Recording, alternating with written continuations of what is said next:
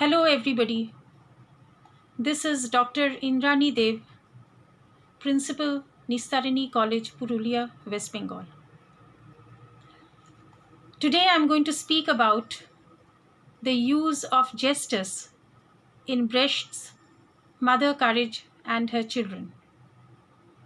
If you like the lecture, please like and comment in the comment box and subscribe to my channel.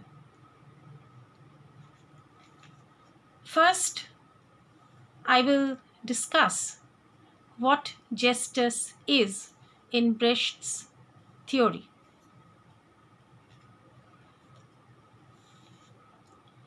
Gestus is a neologism coined by Brecht himself.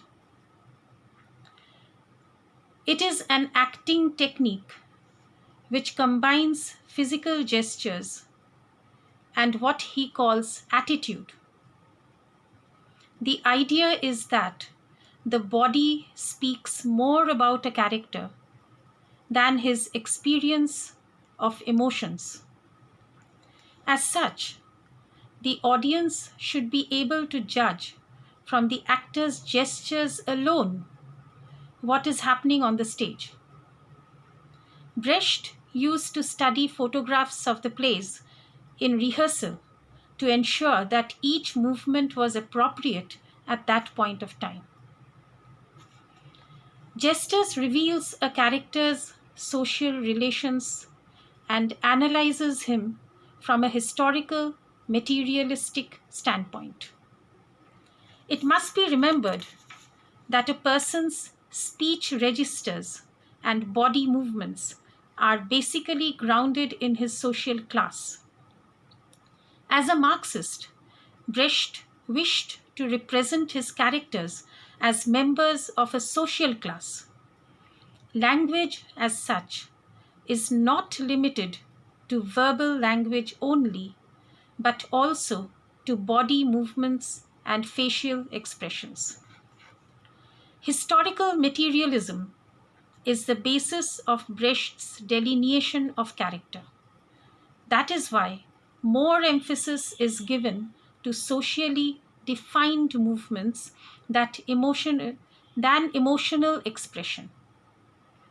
A person engaged in manual labor will always look different from that of a teacher or a politician. As such, the body signifies a relation between the individual and the society. The emotional or psychological expressions of a character are not the sphere of Gestus. Through the gestures of the characters, the spectator is not made to feel, but to think and analyze. Expression of deep emotion is brought to a minimum, and through the gestures, the emphasis is on the cause and outcome of an emotion, not the emotion itself. That is why there is a tendency to express characters as types.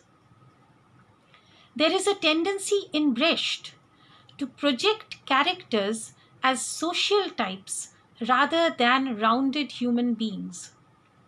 Several characters are named after their professions: the general, the soldier, the chaplain, the cook, etc. The general's action, for example, show him to be a general, and the chaplain's gestures identifies his attitudes in that profession. Even the name Courage is not Mrs. Fearling's real name and hints more at a morality play than real life. Gestus also is connected with concepts of Verfremdung, which means making the familiar strange, and Haltung, a general physicalized attitude to a person or a thing. The word Verfremdung has been widely debated. its literal meaning is alienation, but actually it refers to a distancing effect or a device of making strange, which, according to the Russian formalist critic Viktor Shklovsky, is the essence of all art. It is a process of defamiliarization that is at the root of Brecht's technique. As John Willett says in Brecht on Theatre, the audience can no longer, I'm quoting, the audience can no longer have the illusion of being the unseen spectator at an event which is really taking place. The aim is to disrupt stage illusion, which is also an integral part of epic theatre. There is, of course, an ongoing debate about whether Brecht intended the distancing effect to refer to the audience or to the actor, or to both. The second term, Haltung, is a German word for attitude or posture. In Brechtian drama, this term is always used in combination with Gestus. Haltung in a character changes with circumstances and situation. Haltung, in fact, is an important concept which shows individual figures in the context of external changes. Gestus is the overall attitude of a person. Haltung shows this attitude in relationship with changing circumstances. That is where the two differ and the two meet. The character's gestus links him or her to the theme of the play. Gestus is a physicalized attitude that helps the audience to contextualize the character and suggests that what the character is doing or how he is behaving gives something to his place in society. Together with Haltung, Gestus is related with the themes of the play as these attitudes change as the events unfold.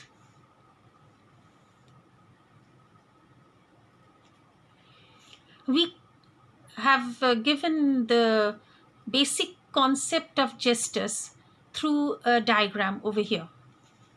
This diagram shows the essential characteristics of gestus, and we shall do these one after the other.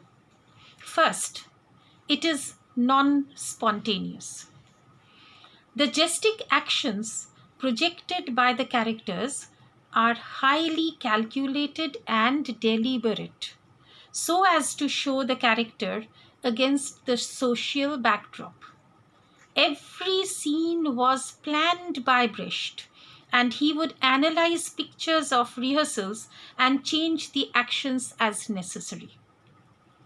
The next characteristic is that it is social. Gestus is not an individual attitude. It is a socialized attitude emerging from a character's place in society. Individualized gestures do not come within its sphere. The next point is that it is non-mimetic. Of course, all drama is supposed to be mimetic, but Gestus is Brecht's own version of Aristotle's theory. We shall return to this very soon. Next, Gestus is theme-based. Gestus is related to the themes of the play, and we have discussed this so far, and we will discuss this as the lecture goes on. The next point is that it is body language. There are various methods of non-verbal communication of which gestus or attitude has been developed by Brecht to express character in his plays. In fact, Gestus becomes a variant of language on its own account.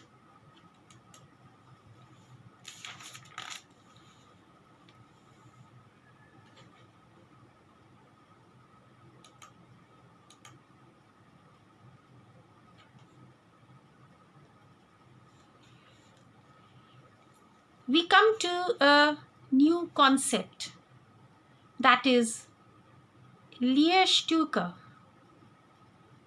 the connection between epic theatre and Lehrstücke. Gestus is integrally related to Brecht's concept of epic theatre. In fact, the form of Lehrstücke too stems from epic theatre. Lehrstücke is translated as the learning theatre, learning through activity, playing roles, and adopting different attitudes or gestures. This entails that there is no gap or divide between the characters and the audience, for the audience learns through participation.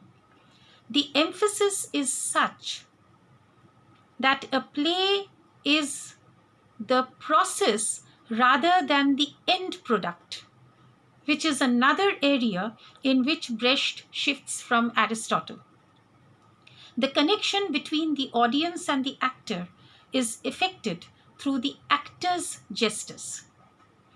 We thus come to Brecht's principal concept of epic theatre, which is a new political theatre movement that emerged in the early 20th century, which emphasizes the audience's point of view. There is no actor-audience separation. According to the principles of Lehrstücke, it is a didactic theatre presenting a series of loosely connected scenes which specifically attempt to break illusion. The characters often interrupt the storyline to come out and address the audience directly.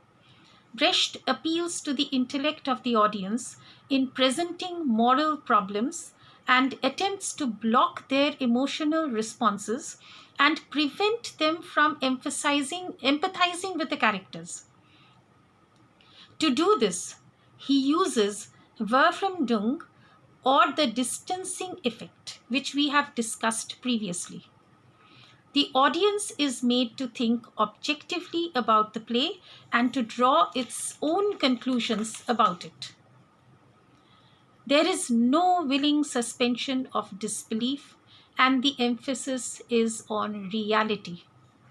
Brecht attempted to break rather than create illusion, and this is directly antagonistic to the idea of the willing suspension of disbelief, which has been traditionally regarded as a pillar on which drama stands.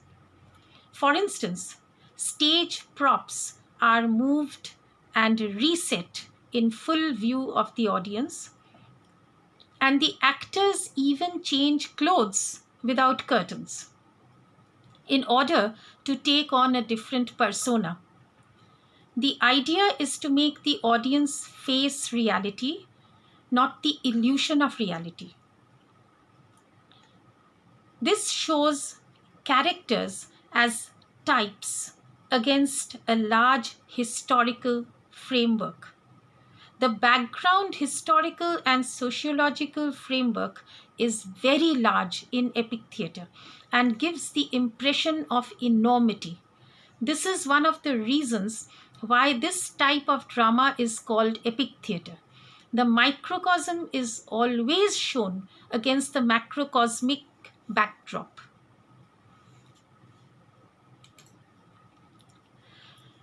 This takes us to the difference between mimesis and gestus. We can attempt a comparative study between Aristotle's traditional theory of mimesis and Brecht's theory of Gestus. In mimesis, this is the traditional Aristotelian basis of all drama, in fact, all art. Gestus is Brecht's substitution for the theory of mimesis. Mimesis is imitation or the mirroring of reality, and Gestus is not mere mirroring but projects an attitude or socially motivated gestures. Mimesis leads to the creation of a new self-sufficient world, which the audience sees from a distance. In Gestus, there is no separation between the actor and the audience. Mimesis leads to a willing suspension of disbelief, and Gestus, as we have discussed, is anti-illusionistic. This, in fact, is extremely important in epic theatre. In the traditional theory of mimesis, the stage reflects a substitute reality, which is being watched by the audience as if from outside. In Brecht's gestic action, illusion is purposely broken and the alienating division of the virtual fourth wall between the stage and the audience is completely removed. Mimesis, therefore, aims at neutrality of depiction, and according to Brecht, I'm quoting Brecht, there cannot be a neutral mimesis. This is what Brecht himself says, that there cannot be a neutral mimesis. The Lehrstücke is essentially a political and didactic theatre, and therefore any purpose of neutrality is absent. The Gestus is integrally related to socially meaningful movements, and the aim is to project a specific point of view. Finally, according to Aristotle, drama is the imitation of an action. Gestus is the action. It is not merely mimetic, it projects attitude.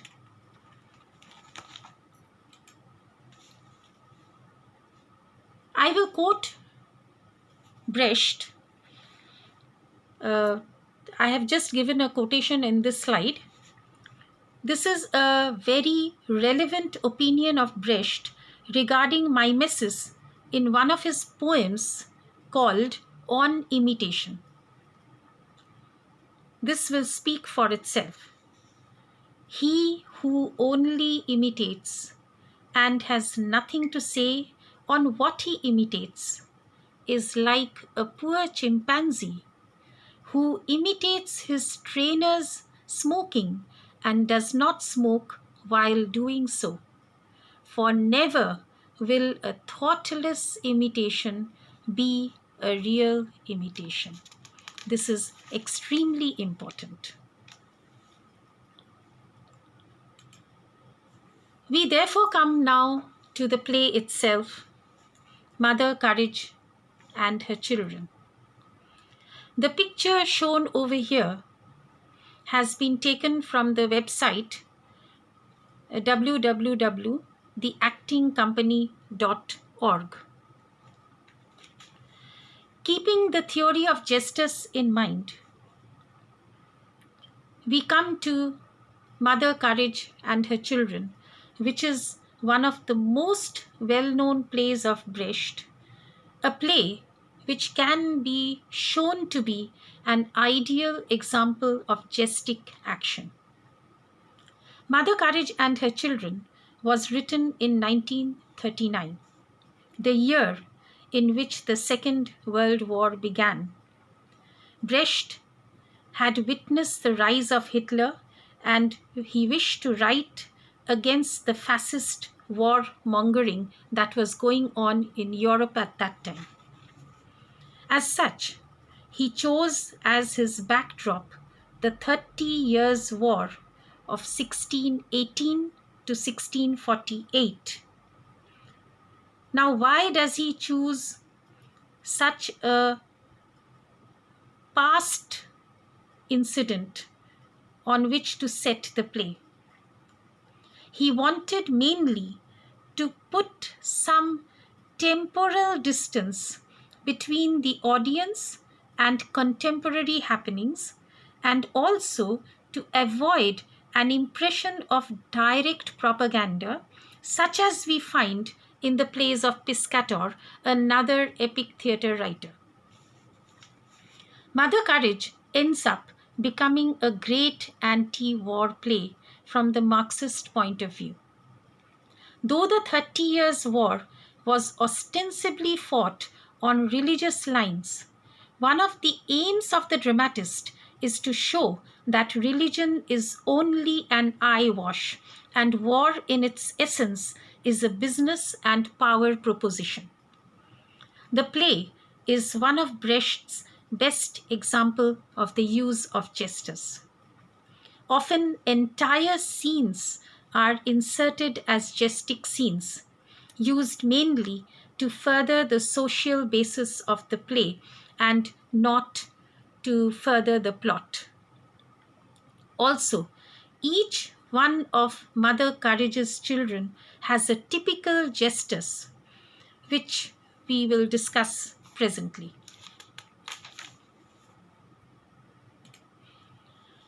The children of Mother Courage. The picture here is taken from www.culturematters.org.uk.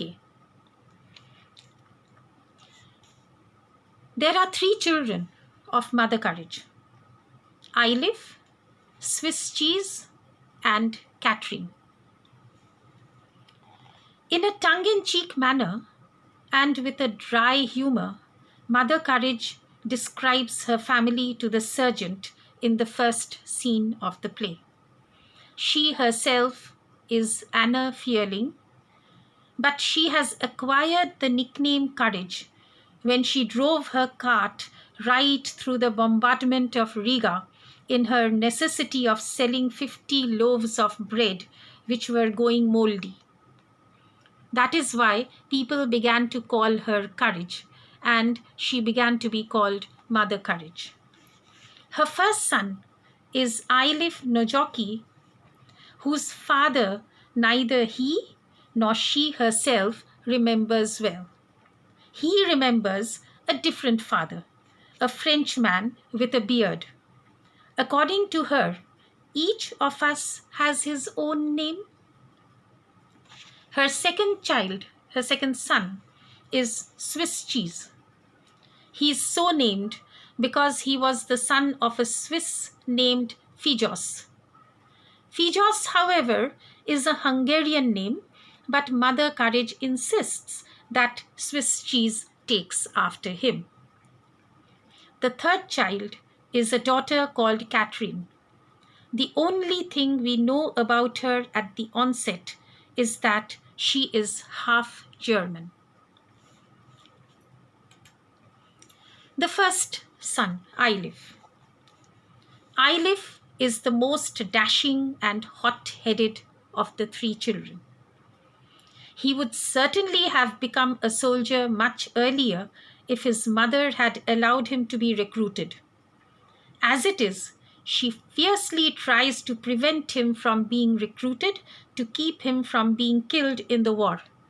However, he is recruited into the Swedish army against her wishes. Eilif's Gestus is that of a typical soldier, full of heroics, unscrupulous, hot-headed. During the war, he is praised by the general and rewarded also because he cheated some villagers of their cattle and killed them to prevent them from retaliating, so that his regiment got meat. But he was unable to differentiate between war and peace, and failed to judge that what he did in wartime is considered illegal in peacetime. In a temporary phase of peace, he again tried to cheat some villagers of their cattle, but was caught and court-martialed. He had to be shot for the very same thing he did and was rewarded for during war. He therefore had to die because he thought himself to be too clever and heroic. His attitude is no different from the other soldiers in the play, only more heroic and exaggerated. He is dashing and brave. But his tragedy is that his mother does not learn of his death till the end, and right after the end also. She does not learn about his death, and she constantly remains in the hope that he will come and join her any day. Even after the death of Catherine, she believes that she has one son left. Swiss cheese is the second son of Mother Courage. We have already seen that Mother Courage expresses a dark humor when she speaks of the birth of Swiss cheese. His character is the opposite of Eilif. He is somewhat slow and not so clever and dashing. The hamartia in his character is his honesty, though his mother would insist that it is foolishness. He gets a job as a paymaster of the 2nd Finnish Regiment, a part of the Swedish army, to which Eilif too belongs. When he gets this job, his mother is relieved, for she thinks he is out of danger during the war, because he is not a combatant or a soldier. This is ironical, as he is the first of the 3 children to be killed in the war. As a paymaster, Swiss cheese is scrupulously honest and upright. He defends the regimental cash box with his life. When a sudden Catholic attack takes place on his regiment, the main concern of Swiss cheese is to save the cash box from falling into the hands of the enemy soldiers. He first tries to hide it in his mother's wagon, but she tells him that this will jeopardize their lives. He then tries to hide it by the riverside, from where he can retrieve it later. The Catholic soldiers capture him, and the sergeant wants a bribe of 200 guilders for sparing his life. While Mother Courage is bargaining about the amount of the bribe to be paid, Swiss cheese is executed. He is shot by the Catholic firing squad because he would not give them the cash box.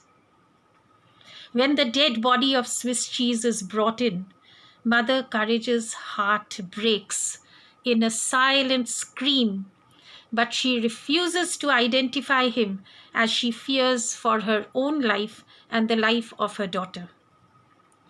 The Gestus of Swiss cheese is the slow, serious attitude of an honest, simple person.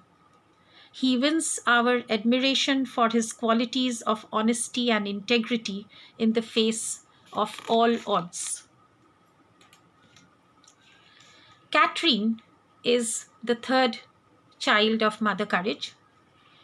She is dumb. She was not born dumb. She was made dumb as a child when something was thrust into her mouth by a soldier. From her mother's account, it seems that she was sexually abused and turned dumb from the shock. It must be noticed that whatever misfortune comes to Catherine comes through soldiers, though her mother does her best to keep her protected. Later in the play, she is also given a cut above her eye by a soldier, leading to a permanent scar. She is thus doubly handicapped and becomes increasingly unattractive to men, which is why often her suppressed sexuality expresses itself, as when she puts on Yvette's hat and Red's shoes. This also shows that she is a flesh and blood human being, even though she is portrayed in the play as a saintly character. She is kind hearted and unselfish to a fault.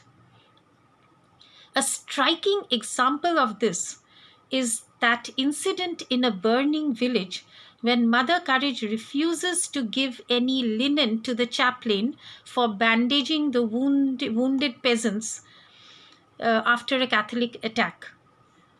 Catherine even threatens her mother with a wooden board for being cruel. A little later, she rushes into a burning farmhouse in order to rescue a trapped baby, against her mother's wishes. After rescuing it, she begins to caress it and sing a lullaby to it. She even wants to keep it, and would certainly have done so if her mother had not strongly rebuked her. She is often looked upon as a good mother.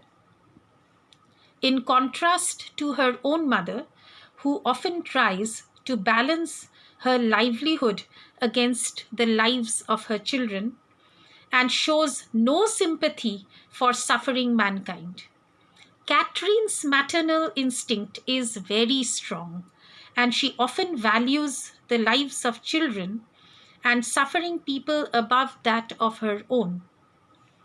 The manner of her death also illustrates this point. She dies at the end of the play trying to save a village from an ambush by Catholic soldiers. When she learns that the town of Halle would be attacked and devastated by the Catholic soldiers in the dead of night, and little children would be murdered in their beds, she climbs up to the roof of a farmhouse and begins to beat on a drum to warn the townsfolk. Despite several warnings from the Catholic soldiers, she carries on drumming till she is shot dead. It is an act of supreme self-sacrifice, and ultimately her work is done and the town is warned. She is the martyr of the play, sacrificing herself to save humanity. Her Gestus is an attitude of being protective and gentle, though she is sometimes passionately angry when trying to protect the weak or when she is unable to express herself properly because she is dumb. We come to the other characters of the play. This picture is taken from the website www.simplystreep.com. True to the typical characters of epic theatre or Lehrstücke, most of the characters in this play, apart from Mother Courage and her family, are types named after their professions. That is why they are referred to as the general, the sergeant, the soldier, the chaplain, the cook, and so on. The characters are mainly gestic characters, identified by their general attitudes, not individuality. Even when a character is named, such as Yvette, she is shown as the epitome of a prostitute, and she acts as such in whatever situation she is in. One of the major gestic elements in the play relates to the songs that occur in almost every scene. There are no songs in scene 5 and scene 11, and the final scene contains 2 songs. Mother Courage herself sings as many as 5 songs, and Eilif, Yvette, the chaplain, and the cook sing 1 song each. 2 other songs are sung by soldiers in the play. In every one of the songs, the character comes out of the action and addresses the audience through the song. Brecht's purpose in introducing these songs is connected with his concept of epic theatre.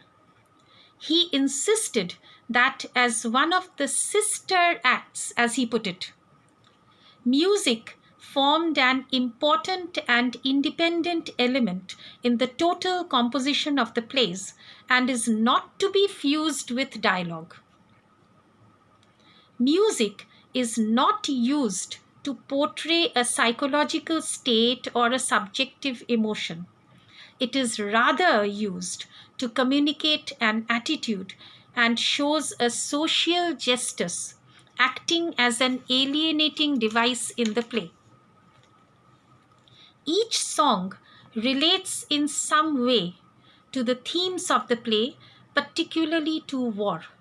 They also comment on the action, narrate past incidents, and anticipate future incidents. In this, they assume the role of the chorus of classical tragedy.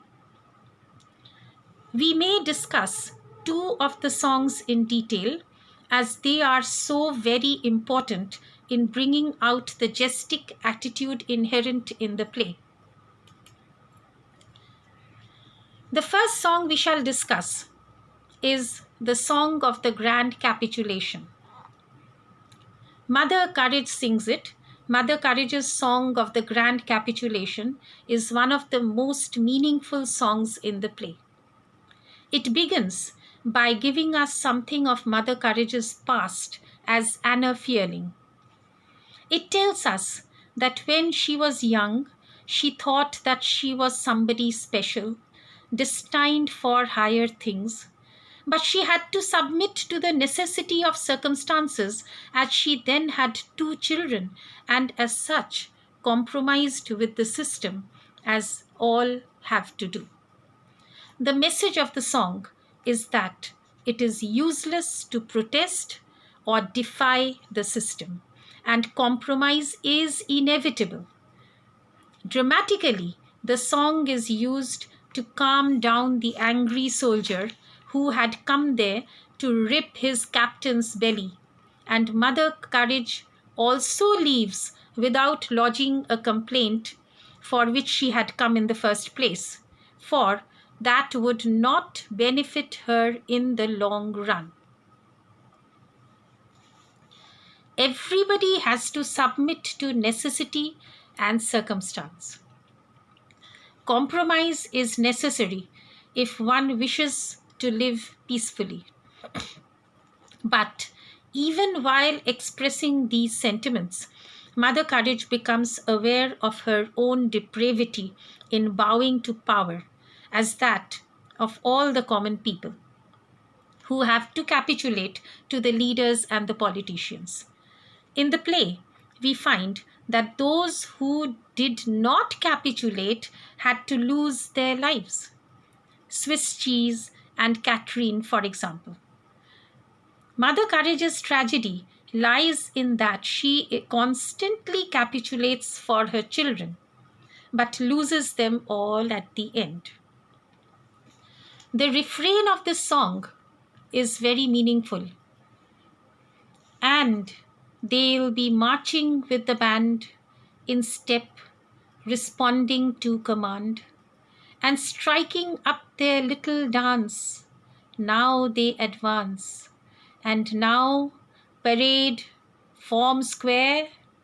Then men swear God's there, not the faintest chance.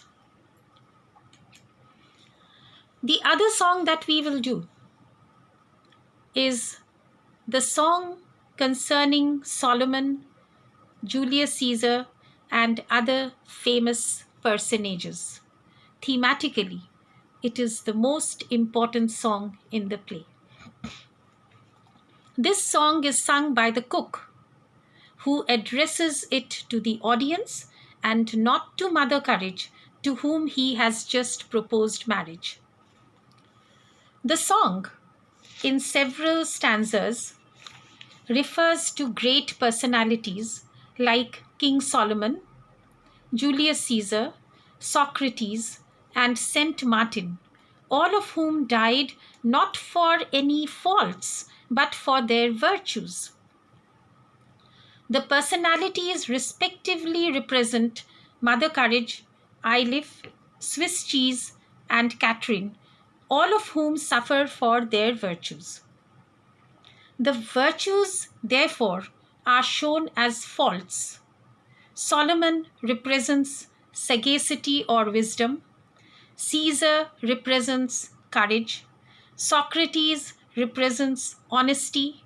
And Saint Martin represents unselfishness. The conclusion is that virtue is dangerous in this immoral world. Eilif died because he was too brave. Swiss Cheese because he was too honest.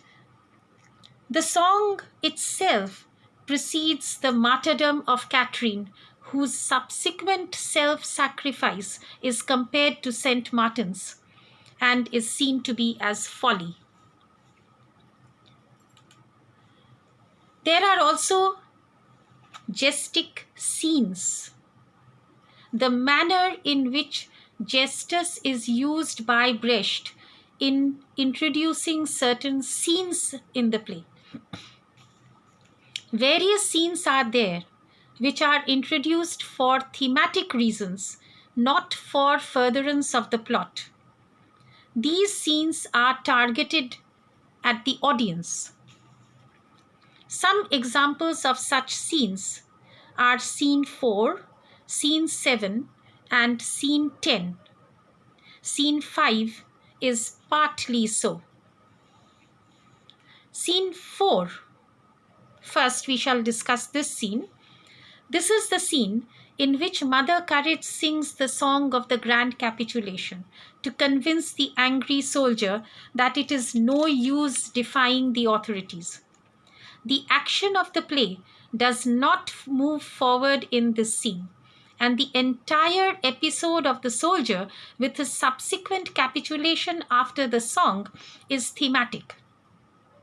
Mother Courage convinces him throughout her song to avoid showing bravado and to be reasonable, that is, to submit to authority. At the same time, that is what she herself does as well, and tells her children to do in the play.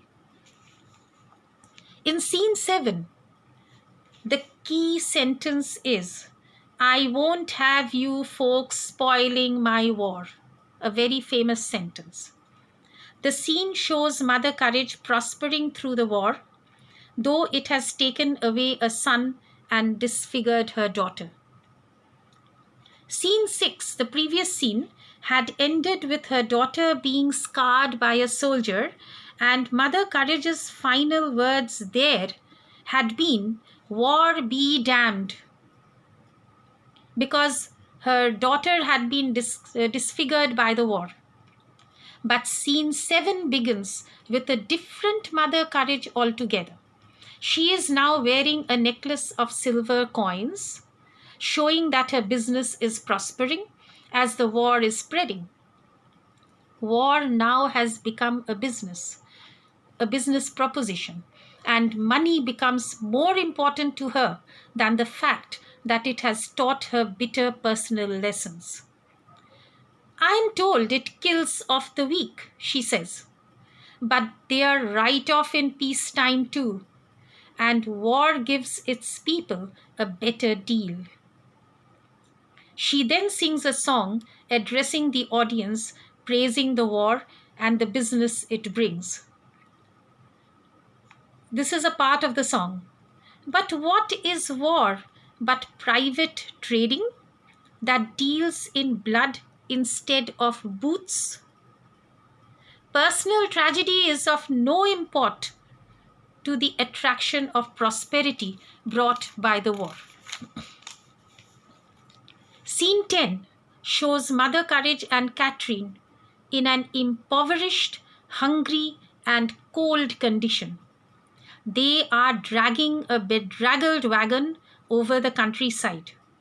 Their stores are completely depleted as they cannot buy anything, nor do people have money to buy from them. While passing a peasant's house, they hear a voice singing from inside. They stop to listen. The song is about a lovely garden with blooming flowers in spring and a warm house with a strong roof during the winter. The song is arrogant and self-assured, with pride of possession, and is in direct contrast with the condition of Mother Courage and her daughter. They, of course, say nothing, and their thoughts can only be conjectured from their body language. But the juxtaposition also meant a provocation for the audience, inciting them to react against the injustice of the class system, which is one of the major themes of the play.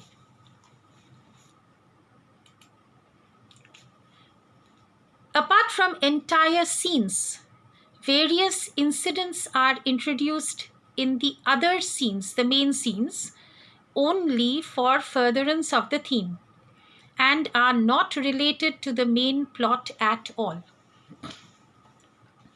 One such incident is the fortune-telling incident in scene 1. In this incident, Mother Courage is frantically trying to prevent the sergeant and the recruiter from recruiting her sons into the army. She pretends that she has knowledge of fortune-telling and gives the sergeant and the recruiter slips of paper with crosses marked on some of them, telling them to draw these slips. Inevitably, they draw crosses, which indicate death. Then Mother Courage tells each of her children to draw slips, which of course have been rigged by her. They too draw crosses. She has done this to find a reason for preventing her children from joining the regiment. The irony, however, is that her fortune-telling actually comes true, and every one of her children dies in the war. Another such incident is the saving of the villagers in scene 5 by the chaplain and Catherine. This incident is aimed at showing the sympathy that the dumb Catherine has for suffering people, especially children. She even jumps into a burning house to save a child and helps the chaplain to tear up the shirts in the wagon to make bandages. She shows herself to be the picture of the good mother, in contrast to her mother, who cares more for her business and the cost of the shirts than the lives of the poor villagers. The debate on war and peace between the chaplain and the regimental clerk in scene 6 is another such incident.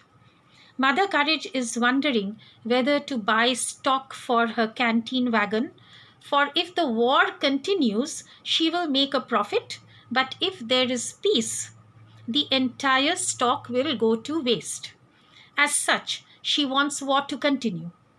The chaplain argues that war will certainly continue, though there will be short phases of peace in between, like holes on cheese. After all, war is the natural condition of mankind. The regimental clerk, who had been playing playing a board game with the chaplain, he breaks in and expresses his yearning for peace and for home. This conversation drives home the point that war is actually a power and a business matter, and as such, it is in the people's interests to allow it to continue. Mother Courage, for instance, wants war to continue because it is her business. You are a hyena of the battlefield. The theme of the necessity of war is shown in scene 8 through these words of the chaplain.